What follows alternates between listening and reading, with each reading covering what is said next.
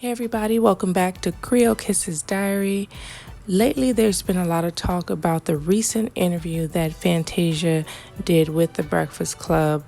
And she spoke about marriages, couples, and that word submission. And after she did the interview, a lot of people commented on the interview. Some disagreed, some agreed with what was said.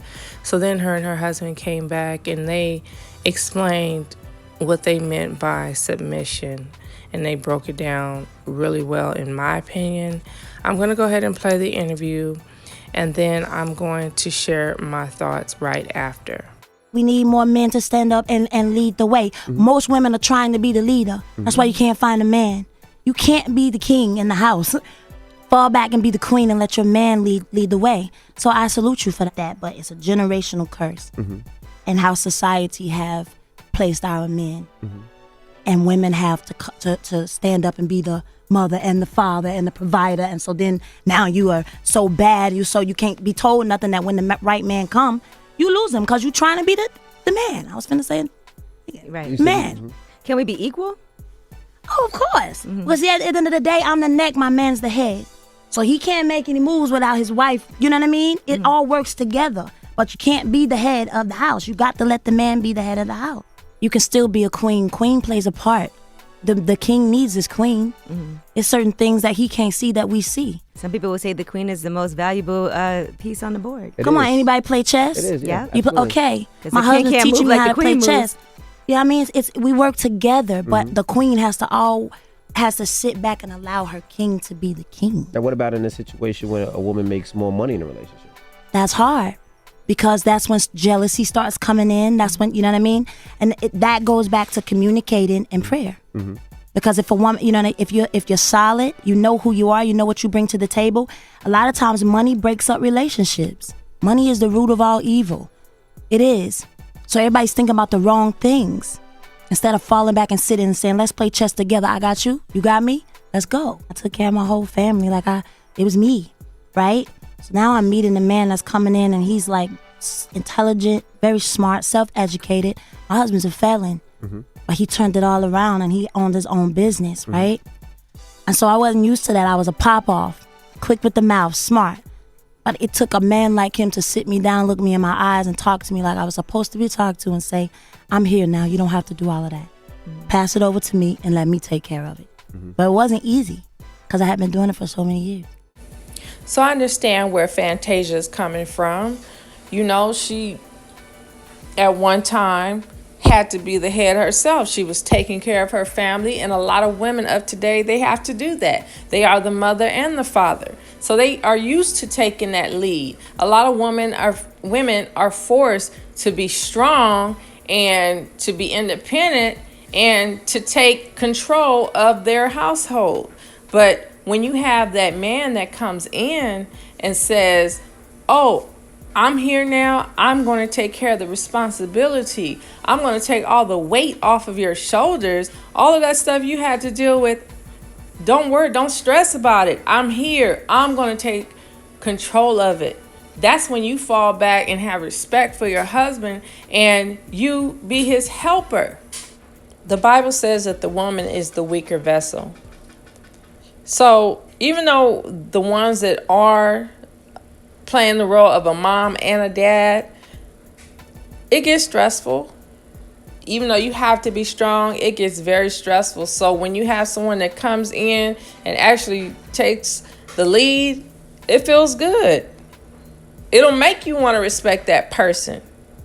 That's what I got from that. Now, her and her husband are going to break down what they meant by submission, and I really like how they broke it down for everyone to understand where they're coming from and how they deal with submission within their marriage. Okay, so I'm going to play that and then I'll be right back. So here's the issue. Submission is supposed to be a beautiful song and dance between two lovers. What's happened is men have abused that power. Forgive me, they've abused that gift. And we have been misled to think that it's something where it's a dominant spirit and we own every decision, we dictate everything, we rule with an iron fist. First of all, that's not love. What happens is, in my marriage, let me not speak for everybody, my marriage, I submit daily to the Most High. I stay in my scriptures. I continue to feed myself with things that help me build my character, to reshape my perspective that was messed up in the streets and dealing with different propaganda and programming and things like that, so that I can come to my wife from a pure position. So when I do that and she sees me and she witnesses over time that it's an authentic demonstration, her heart is moved and softened and compelled to submit to me. What does that look like? That doesn't mean that I dictate every decision. I don't walk around the house saying what we're gonna spend, how we're gonna do it. We talk and we build. And I consider everything that's on her heart, her perspective, her position, her philosophy. I'll carefully weave that into my philosophy to figure out what's the best move for this family, keeping all of that in mind. Now, the moment I start to step outside of righteousness and I start to move from a place of emotion instead of analytics, she has every right to snatch that back, because submission is a gift. When she sees me laying at the foot of the Father, she has no reason to withhold that from me. The problem is this: men are not found in positions of leadership handling it with integrity. How you gonna lead your wife if you can't balance a checkbook? If you don't know what's going on in the stock market? You don't have a sound understanding of the finances. You can't create a budget. You don't understand what's going on in the educational system in your community that's impacting your kids. In order to lead, you gotta be so far ahead of your family that by the time they come to you with a situation or a problem, you've already dived into it, done your due diligence so that you can give leadership. You don't lead from your genitals. You lead from a gentle place of understanding. And the more she trusts, the more she can let go of things that she don't have to deal with and focus on the things that edify her. It ain't about money. We both hustlers. It's not about a dollar for dollar thing, because we're one unit. If I fall, she falls. If she falls, I fall. Submission is solely about trust. I think when women hear the word submission, we're like, what? Submitting. With my husband, like he said, to piggyback off what he just said, it was what he demonstrated. You know what I mean? Like, he didn't come in and say, all right, like he said, the budget is this for that, this is and the third. I watched how he did things. I watched how he budgeted. I watched him, and then I slowly became him, and I submitted in that. Yeah, now I think I'm more frugal than him, and that's not even being like gotta be frugal because we don't have it. It's just being smart. And the word, if you dig deep in the word with your partner, you'll start to see a lot of things that we're talking about. But yeah, I like that he broke that down, because I'm a very strong woman. I like what I like. I'm very strong. But when it comes to allowing him to cover and lead this home, I sit back and allow him to do that, and it makes me better. Wow, that like. Lead by example. Yeah. You know what I'm saying? If you want your wife to be humble, walk in humility. If you want your wife to forgive you, be quick to forgive.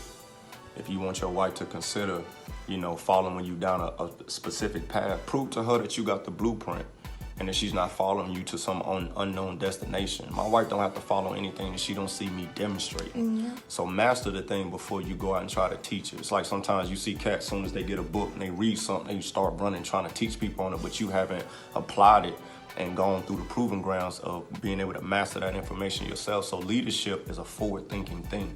And when you do that, women's natural instinct is going to be to trust, to be able to submit their hearts. But again, this ain't a dominant thing. Nah. And I want my wife cold as me, because if something ever happens to me, she don't like having that conversation. Say that. If something ever happens to me, she need to know how to get that bag. She need to understand where the money's at. She need to know how to ask the right questions. I ain't telling you to ask nobody nothing. You tell them what belongs to you. She can't do that if I'm controlling everything. So my wife needs to be a direct female reflection of the man that I am. Facts. Come on now. You come on.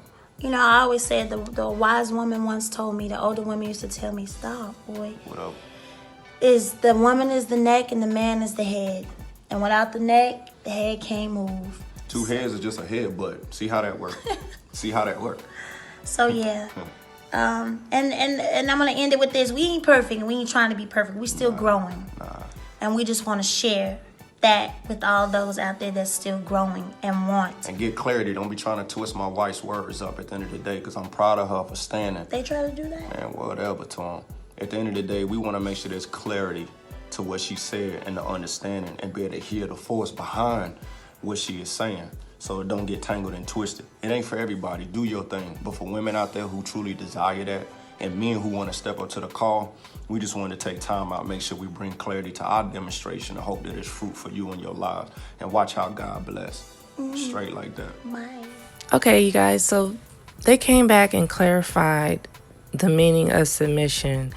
And I like how Fantasia's husband broke it down, how he explained that submission does not mean that I would come into the household and just say, hey, I'm taking over and it's going to go like this and you're going to do it this way.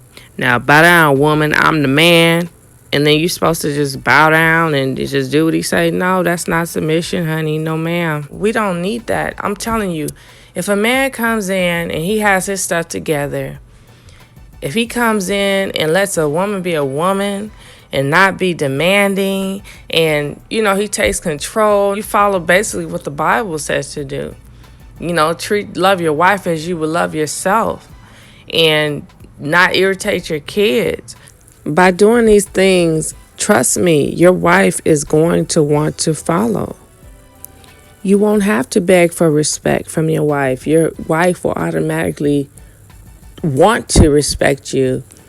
And along with that, she's going to fall deeply in love with you. So I really enjoyed how they broke this down. So after this video, Amanda Seals, who is a comedian, she was apparently attacked. People made comments on her page because she said something about submission. And so she recently posted a video. So I'm going to play that.